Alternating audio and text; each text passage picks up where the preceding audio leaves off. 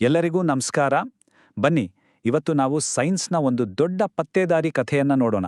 ಅಂದ್ರೆ ಒಬ್ಬ ವ್ಯಕ್ತಿ, ಕೆಲವು ಬಟಾಣಿ ಗಿಡಗಳು ಮತ್ತೆ ನಮ್ಮೆಲ್ಲರ ಅಸ್ತಿತ್ವದ ಮೂಲ ರಹಸ್ಯವನ್ನೇ ಬಿಚ್ಚಿಟ್ಟ ಕಥೆ ಇದು. ಹೌದು, ಶತಮಾನಗಳಿಂದ ಅಲ್ವಾ ಎಲ್ಲರನ್ನೂ ಕಾಡ್ತಿದ್ದ ಒಂದೇ ಪ್ರಶ್ನೆ. ನಮ್ಮ ಕಣ್ಣಿನ ಬಣ್ಣ, ನಮ್ಮ ಕೂದಲು, ನಮ್ಮ ಎತ್ತರ ಇದೆಲ್ಲ ಅಪ್ಪ ಅಮ್ಮನಿಂದ ಮಕ್ಕಳಿಗೆ, ಅಂದ್ರೆ ಒಂದು ಪೀಳಿಗೆಯಿಂದ ಇನ್ನೊಂದಕ್ಕೆ ಹೇಗೆ ಬರುತ್ತೆ ಅಂತ. ಈ ದೊಡ್ಡ ರಹಸ್ಯದ ಹಿಂದೆ ಹೋದಾಗ ನಮ್ಗೆ ಸಿಕ್ಕೋರೆ ನಮ್ಮ ಇವತ್ತಿನ ಹೀರೋ. ಹಾಗಾದರೆ ಬನ್ನಿ, ಈ ಕಥೆಯ ಮೊದಲ ಅಧ್ಯಾಯ ಶುರು ಮಾಡೋಣ. ಈ ರಹಸ್ಯವನ್ನ ಭೇದಿಸಿದ ಆ ವ್ಯಕ್ತಿ ಯಾರು ಅಂತ ನೋಡೋಣ ಬನ್ನಿ. ಇವರೇ ನೋಡಿ, ಗ್ರೆಗರ್ ಜೋಹನ್ ಮೆಂಡಲ್. ಇವ್ರು ಬರೋದಕ್ಕಿಂತ ಮುಂಚೆ ಗುಣಗಳು ಹೇಗೆ ವರ್ಗಾವಣೆ ಆಗತ್ತೆ ಅನ್ನೋದೊಂದು ದೊಡ್ಡ ಕನ್ಫ್ಯೂಷನ್. ಎಲ್ಲರೂ ಒಂದೊಂದು ರೀತಿ ಊಹೆ ಮಾಡ್ತಿದ್ರು. ಆದರೆ ಮೆಂಡಲ್ ಮೊದಲ ಬಾರಿಗೆ ಈ ಎಲ್ಲ ಊಹೆಗಳನ್ನ ಪಕ್ಕಕ್ಕಿಟ್ಟು ಇದಕ್ಕೊಂದು ಸೈಂಟಿಫಿಕ್ ಅಂದ್ರೆ ವೈಜ್ಞಾನಿಕವಾದ ಚೌಕಟ್ಟನ್ನ ಕೊಟ್ರು. ಸೊ ಇದೇ ಕಾರಣಕ್ಕೆ ನೋಡಿ, ಇವತ್ತಿಗೂ ಅವ್ರನ್ನ ಫಾದರ್ ಆಫ್ ಜೆನೆಟಿಕ್ಸ್ ಅಂದ್ರೆ ಆನುವಂಶಿಕತೆಯ ಪಿತಾಮಹ ಅಂತ ಕರೀತಾರೆ. ಯಾಕಂದ್ರೆ ಇಡೀ ಜೆನೆಟಿಕ್ಸ್ ಅನ್ನೋ ಕ್ಷೇತ್ರ ಇದೆಯಲ್ಲ, ಅದು ನಿಂತಿರೋದೇ ಅವ್ರು ಹಾಕ್ಕೊಟ್ಟ ಆ ಭದ್ರ ಬುನಾದಿ ಮೇಲೆ. ಸರಿ, ನಮ್ಮ ಈ ಪತ್ತೇದಾರಿ ಕಥೆಯ ಮುಂದಿನ ಹಂತಕ್ಕೆ ಹೋಗೋಣ. ಮೆಂಡಲ್ ತಮ್ಮ ಈ ದೊಡ್ಡ ಪ್ರಯೋಗಕ್ಕೆ ಬಳಸಿದ ಆ ಒಂದು ಕ್ಲೂ ಏನಿತ್ತು ಗೊತ್ತಾ? ಅದು ಬೇರೆ ಯಾವುದೂ ಅಲ್ಲ, ನಮ್ಮ ಸಾಮಾನ್ಯ ಬಟಾಣಿ ಗಿಡ.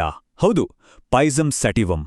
ಮೆಂಡಲ್ ಅವರ ಈ ಆಯ್ಕೆ ಸುಮ್ಮನೆ ಆಗಿದ್ದಲ್ಲ, ಅದೊಂದು ತುಂಬಾನೇ ಬುದ್ಧಿವಂತಿಕೆಯ ನಿರ್ಧಾರವಾಗಿತ್ತು. ಯಾಕೆ ಅಂತೀರಾ? ಅದಕ್ಕೆ 5 ಮುಖ್ಯ ಕಾರಣಗಳಿವೆ. ಮೊದಲನೇದು, ಇದನ್ನ ಬೆಳೆಸೋದು ತುಂಬಾ ಸುಲಭ. ಎರಡನೇದು, ಇದರ ಲೈಫ್ ಸ್ಪ್ಯಾನ್ ಅಂದ್ರೆ ಜೀವಿತಾವಧಿ ತುಂಬಾ ಕಡಿಮೆ. ಹಾಗಾಗಿ ಒಂದಾದ ಮೇಲೆ ಒಂದು, ಹೀಗೆ ಹಲವು ಜನರೇಷನ್ಗಳನ್ನ ಬೇಗನೆ ಸ್ಟಡಿ ಮಾಡ್ಬೋದಿತ್ತು. ಮೂರನೇದು, ಇದು ತನಗೆ ತಾನೇ ಪರಾಗಸ್ಪರ್ಶ ಮಾಡಿಕೊಳ್ಳುತ್ತೆ, ಅಂದ್ರೆ ಸೆಲ್ಫ್ ಪಾಲಿನೇಷನ್. ಇದರಿಂದ ಶುದ್ಧ ಸಂತತಿಯನ್ನ ಸುಲಭವಾಗಿ ಮೇಂಟೈನ್ ಮಾಡಬಹುದಿತ್ತು. ನಾಲ್ಕನೇದು, ಬೇಕು ಅಂದಾಗ ಕ್ರಾಸ್ ಪಾಲಿನೇಷನ್ ಅಂದ್ರೆ ಪರಕೀಯ ಪರಾಗಸ್ಪರ್ಶವನ್ನು ಕೂಡ ಕಂಟ್ರೋಲ್ ಮಾಡಬಹುದಿತ್ತು. ಇನ್ನು ಕೊನೆಯದಾಗಿ 5ನೇದು ಮತ್ತು ಎಲ್ಲದಕ್ಕಿಂತ ಮುಖ್ಯವಾದದ್ದು, ಇದರಲ್ಲಿ ತುಂಬ ಸ್ಪಷ್ಟವಾದ, ಒಂದಕ್ಕೊಂದು ವ್ಯತಿರಿಕ್ತವಾದ ಗುಣಗಳಿದ್ವು. ಇದೇ ನೋಡಿ ಅವರ ಸಕ್ಸಸ್ನ ಸೀಕ್ರೆಟ್. ಹಾಗಾದ್ರೆ ಮೆಂಡಲ ಬಟಾಣಿ ಗಿಡಗಳಿಂದ ಕಲೆಕ್ಟ್ ಮಾಡಿದ ಇಂಪಾರ್ಟೆಂಟ್ ಎವಿಡೆನ್ಸ್ ಅಂದ್ರೆ ಸಾಕ್ಷಿಗಳು ಯಾವುವು ಅಂತ ನೋಡೋಣ ಬನ್ನಿ.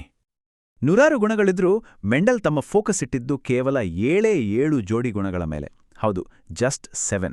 ಇದೇ ಅವರ ಇಡೀ ರಿಸರ್ಚ್ನ ಬೆನ್ನೆಲುಬಾಗಿತ್ತು. ಸರಿ, ಇದನ್ನ ಅರ್ಥ ಮಾಡ್ಕೊಳ್ಳಕ್ಕೆ ಒಂದು ಸಿಂಪಲ್ ಉದಾಹರಣೆ ತಗೊಳ್ಳೋಣ. ಗಿಡದ ಎತ್ತರ. ಇಲ್ಲಿ 2 ಸಾಧ್ಯತೆಗಳಿದ್ದಿದ್ದು.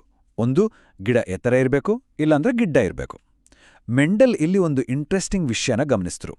ಅದೇನಂದ್ರೆ, ಈ ಗುಣಗಳಲ್ಲಿ ಒಂದು ಪ್ರಬಲ ಅಥವಾ ಡಾಮಿನೆಂಟ್ ಆಗಿತ್ತು, ಇನ್ನೊಂದು ದುರ್ಬಲ ಅಥವಾ ರಿಸೆಸಿವ್ ಆಗಿತ್ತು. ಅಂದ್ರೆ ಎತ್ತರದ ಗುಣದ ಒಂದೇ ಒಂದು ಅಂಶ ಇದ್ರೂ ಸಾಕು, ಗಿಡ ಎತ್ತರ ಆಗ್ಬಿಡುತ್ತೆ.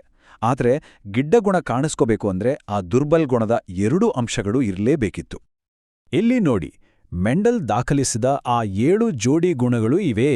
ಗಿಡದ ಎತ್ತರದಿಂದ ಶುರು ಮಾಡಿ ಬೀಜದ ಆಕಾರ ದುಂಡುಗಿದ್ಯಾ ಅಥವಾ ಸುಕ್ಕಾಗಿದ್ಯಾ, ಬೀಜದ ಬಣ್ಣ ಹಳದಿನ ಅಥವಾ ಹಸಿರ, ಹಾಗೇನೆ ಹೂವಿನ ಬಣ್ಣ, ಕಾಯಿಯ ಆಕಾರ, ಕಾಯಿಯ ಬಣ್ಣ ಮತ್ತು ಹೂವಿನ ಸ್ಥಾನ.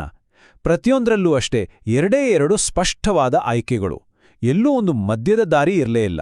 ಈ ಎಸ್ ಆರ್ ನೋ ತರಹದ ಕ್ಲಾರಿಟಿಯೇ ಅವರ ವಿಶ್ಲೇಷಣೆಗೆ ದೊಡ್ಡ ಸಹಾಯ ಮಾಡಿದ್ದು.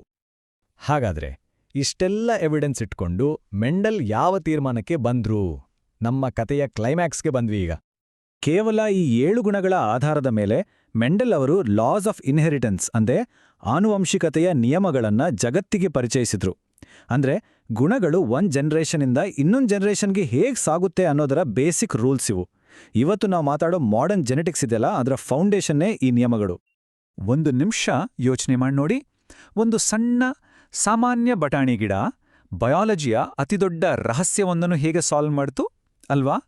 ಅದುವೇ ನೋಡಿ ಮೆಂಡಲ್ ಅವರ ಸರಳ ಆದರೆ ಅತ್ಯಂತ ಅದ್ಭುತವಾದ ಪ್ರಯೋಗದ ಶಕ್ತಿ.